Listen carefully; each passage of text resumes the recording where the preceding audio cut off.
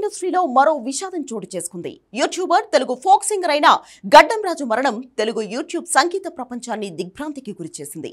కేవలం 26 ఏళ్ల వయసులోనే సెప్టెంబర్ 29న ఆయన ఆత్మహత్య చేసుకుని ప్రాణాలు కోల్పోయాడు.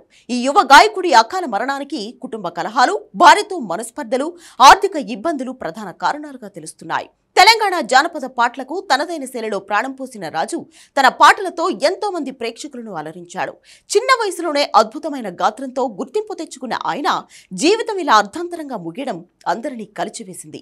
గడ్డం రాజు తెలంగాణ ప్రాంతానికి చెందిన జానపద గాయకుడు, ప్రముఖ యూట్యూబర్ కూడా. ఓ మారుమూల గ్రామం నుండి వచ్చి తన స్వచ్ఛమైన గాత్రంతో, ఒరిజినల్ కంటెంట్ తో సోషల్ మీడియా వేదికగా విశేష ఆదరణ పొందాడు రాజు. ముఖ్యంగా యూట్యూబ్ లో ఆయన పాటలు, ఇంటర్వ్యూలు లక్షలాది వ్యూస్ సంపాదించాయి. ఆయన పాటల్లో తెలంగాణ సంస్కృతి, గ్రామీణ జీవనం, ప్రేమ, విరహం లాంటి అంశాలతోనే పాటలు చేసేవాడు. తన పాటలతో గ్రామీణ నేపథ్యం నుంచి వచ్చే యువ గాయకులకు ఆదర్శంగా నిలిచాడు. తక్కువ కాలంలోనే తనకంటూ ఒక ప్రత్యేక గుర్తింపును సంపాదించుకున్నాడు గడ్డం రాజు. ఆయన పాటలు ఎక్కువగా గ్రామీణ జీవితం, ప్రేమ, లవ్ ఫెయిల్యూర్, పండుగలపైనే ఉండేవి.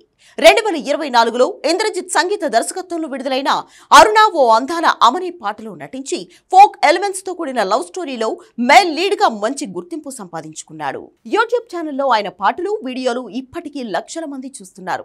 ముఖ్యంగా పల్లెటూరి పిల్ల, ఓ చిన్నారి, బస్సెక్కిపోతున్నావా, కాలే కట్టెల పోలాయనే బతుకు లాంటి పాటలు మంచి వ్యూస్ తెచ్చుకున్నాయి. కెరియర్ పరంగా ఎదుగుతున్న సమయంలోనే గడ్డం రాజు వ్యక్తిగత జీవితంలో తీవ్రమైన కష్టాలు ఎదుర్కొన్నాడు.